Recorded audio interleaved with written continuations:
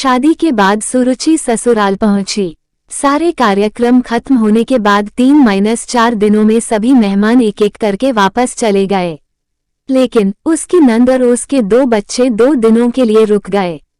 उसके सास ससुर ने तो बहुत पहले ही इस दुनिया से विदा ले ली थी, इसलिए उसकी नंद ने जितने दिन भी रही सुरुचि को भरपूर प्यार दिया ताकि उसको सास की कमी ना खले।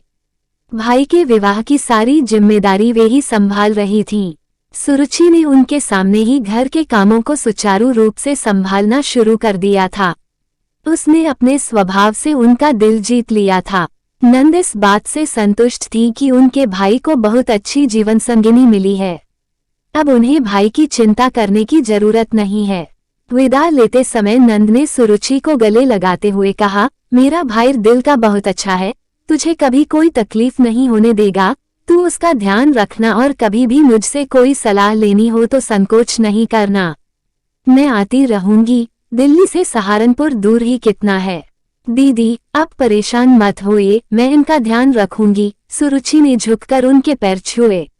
उसकी नंद तो ऑटो में बैठ गई लेकिन बच्चे खड़े ही रहे। सुरुचि ने उनसे कहा, जाओ ममा के साथ बैठो, नहीं अब तो तुम आ गई हो इसलिए ये यहीं रहेंगे। नंद आगे कुछ और कहते कहते जैसे रुक सी गईं। सुरुचि यह सुनकर अवाक रह गई। अभी विवाह को दिन ही कितने हुए हैं, इसलिए कोई भी सवाल करना उसे ठीक नहीं लगा। उनके जाने के बाद उसके दिमाग में सवालों ने उमड़ना शुरू कर दिया था। कहीं दीदी इसलिए तो मुझ पर इतना स्नेह नहीं उड़ेल रही थी कि अपने बच्चों की जिम्मेदारी मुझ पर डालकर आजाद होना चाह रही थीं। उनके छोटे से शहर में अच्छी पढ़ाई होती नहीं है, लेकिन एक बार मुझसे अपनी योजना के बारे में बताकर मेरी भी तो मर्जी जाननी चाहिए थी। जल्दी से जल्दी अपने शक को दूर करने के लिए वो पति के ऑफिस से लौटकर आने का इंतजार करने लगी। सुंदर के आते ही उसने उसे चाय दी।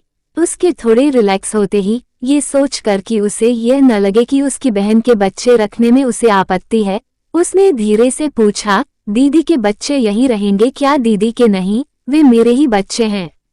पत्नी की मृत्यु के बाद दोनों बच्चों को अपने पास रखकर उन्होंने ही उनको पाला है। तुम्हें क्या, तुम शादीशुदा हो? तुमने हमें पहले क्यों नहीं बताया? हमें धोखा दिया। अपने पति की बात पूरी होने से पहले ही वह लगभग चीखती हुई बोली। उसे लगा जैसे वह किसी साजिश की शिकार हुई है। इस स्थिति के लिए वह बिल्कुल तैयार नहीं थी। सुंदर भौचक सा थोड़ी देर तक उसकी तरफ देखता रहा, फिर धीरे से बोला, मैंने तुम्हारे भाई से सब कुछ बता दिया था। उन्होंने तुम्हें नहीं बताया। मैंने तुम्हें धोखा नहीं दिया। फिर भी तुम मेरी ओर से आजाद हो, कभी भी वापस जा सकती हो। अब चौंकने की बारी उसकी थी।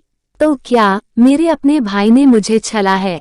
उसको लगा उसके माथे की नसें फट जाएंगी। उसने दोनों हाथों से जोर से सिर पकड़ लिया और रोते रोते धम से जमीन पर बैठ गई। कहने सुनने को अब बचा ही क्या था। उसके सारे सपने जैसे टूटकर बिखर गए थे। शरीर से जैसे किसी ने सारी शक्ति निचोड़ ली हो। वह किसी तरह वहां से उठकर सोफे पर निढाल होकर लेट गई। सुरुचि के दिमाग में विचारों ने तांडव करना शुरू कर दिया था। अतीत की यादों की बगली घुमड़ घुमड़ कर बरसने लगी। उसके पिता तो बहुत पहले ही चले गए थे। उसकी माँ ने ही उसे और उसके भाई को नौकरी करके पढ़ाया लिखाया। जब वो कॉलेज में पढ़ती थी, उसके भविष्य के सपने बुनने के दिन थे, तभी अचानक हार्ट अटैक से माँ की मृत्यु हो गई। भाई उससे 5 साल बड़ा था, इसलिए उसका विवाह माँ के सामने ही हो गया था। माँ के जाने के बाद भाई भाभी का उसके प्रति व्यवहार बिल्कुल बदल गया। वे उसे बोझ समझने लगे थे। ग्रेजुएशन के बाद उसकी पढ़ाई पर भी उन्होंने रोक लगा दी थी। भाभी भी ऑफिस जाती थी। सुरुचि सुबह से शाम घर के काम में जुटी रहती थी। उसके विवाह के लिए कई प्रस्ताव आए, लेकिन अभी जल्दी क्या है कहकर भाई भाभी टाल दिया करते थे। मुफ्त की नौकरानी जो मिली हुई थी। इसी बीच उनके 2 बच्चे हो गए थे। जब पानी सिर से गुजरने लगा और रिश्तेदारों ने उन्हें टोकना शुरू कर दिया, तो उन्होंने उसकी शादी के बारे में सोचना शुरू किया, जिसकी परिणति इस रिश्ते से हुई। जिस उम्र की वह थी, उसमें बिना खर्च के इससे अच्छा रिश्ता क्या हो सकता था। उसका मन भाई भाभी के लिए घृणा से भर उठा। अचानक सुंदर को सामने खड़े देखकर उसके विचारों को झटका लगा। सुंदर ने उसके पास बैठते हुए कहा, तुम्हारे साथ जो भी हुआ बहुत बुरा हुआ, लेकिन दुखी होने से बीता वक्त वापस नहीं आएगा। अभी उठो और शांतमन से इसका हल सोचो। जो तुम चाहोगी वही होगा। तब तक तुम मेरी मेहमान हो। तुम कहोगी तो मैं तुम्हारे भाई के पास छोड़ आऊंगा। भाई के पास जाकर क्या होगा? यदि उन्हें मेरी खुशी की परवाह होती तो ऐसा करते ही क्यों? मुझे नहीं जाना उनके पास। वो बुदबुदाई और आंखों के आंसू पोंछकर घर के काम में लग गई। अगले दिन सुबह सुबह उसकी नंद का फोन आया। सुरुचि समझ गई कि कल की घटना के बारे में वे जान चुकी हैं, इसीलिए उनका फोन आया है। उधर से आवाज आई, सुरुचि बेटा, हमने तुम्हारे भाई से कुछ भी नहीं छिपाया था।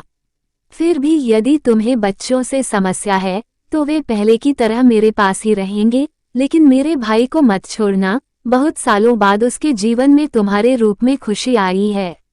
बड़ी मुश्किल से वह विवाह के लिए राजी हुआ था। वे भरे गले से बोली जी। इसके अलावा वह कुछ बोल ही नहीं पाए। इससे पहले कि सुरुचि कुछ फैसला लेकर उन्हें बताए, उन्होंने ही उसकी सोच को दिशा दे दी थी। उसने नए सिरे से सोचना शुरू किया कि भाई के घर वापस जाकर वह फिर से उस नारकीय दलदल में फंसना नहीं चाहती और बिना किसी सहारे के अकेली लड़की की इस दुनिया में क्या दशा होती है, ये सब जानते हैं। यदि उसका विवाह किसी कुंवारे लड़के से होता तो क्या गारंटी थी वह सुंदर की तरह उसे समझने वाला होता। उसकी कोई गलती नहीं है, फिर भी वह उसे आज़ाद करने के लिए तैयार है। इतना प्यार करने वाली माँ समान नंद कहाँ सबको मिलती है। भाई बहन का प्यार, जिसमें दोनों एक दूसरे की खुशी के लिए कुछ भी त्याग करने के लिए तैयार हैं, जो उसे कभी अपने भाई से नहीं मिला। बच्चे जो शुरू में उसे दूर से सहमे सहमे देखते थे, अब सारा दिन उसके आगे पीछे घूमते रहते हैं। इतने सुखी संसार को वो कैसे त्याग सकती है? जो खुशी प्यार और अच्छे रिश्तों से हासिल हो सकती है, बेशुमार धन दौलत या ऐशो आराम से नहीं मिल सकती। इतना प्यार, जिसकी उसके जीवन में बहुत कमी थी, हाथ फैलाए उसके स्वागत के लिए तैयार है। समाज में अधिकतर बहुओं को घर में निचला दर्जा दिया जाता है। वहाँ एक लड़की को विवाह के बाद इतना प्यार और मान सम्मान मिल जाए तो उसे और क्या चाहिए? उसे अपने समय से समझौता कर लेने में ही भलाई लगी। शक व चिंता की स्थिति से वो उबर चुकी थी। आत्मसंतुष्टि के लिए उसने दोनों बच्चों को अपने पास बुलाया और पूछा, बेटा, मैं जा रही हूँ, तुम दोनों पहले की तरह अपनी बुआ के साथ रहोगे ना? नहीं, वहाँ पापा नहीं रह सकते, हमें आप दोनों के साथ रहना है। आप हमें छोड़कर मत जाइए प्लीज, आप हमें बहुत अच्छी लगती हैं। इतना कहकर दोनों सुबकने लगे। सुरुचि ने दोनों को गले से लगा लिया। उसका भी दिल भर आया। इतना तो उसे कभी उसके भतीजों ने महत्व नहीं दिया था, जिनको उसने वर्षों तक प्यार दुलार दिया था। सुरुचि ने अपनी नंद को अपने फैसले से अवगत कराने के लिए फोन मिलाया और बोली, दीदी, मैं यहीं रहूंगी, कहीं नहीं जाऊंगी। दोनों बच्चे भी मेरे साथ रहेंगे। अभी उसकी बात पूरी भी नहीं हुई थी कि उसकी नज़र पीछे खड़े सुंदर पर पड़ी, जो उसकी बात सुनकर मुस्कुरा रहा था। आंखें चार होने पर वह नवयौवना सी शर्मा गई, भूल गई कि वह अपनी नंद से बात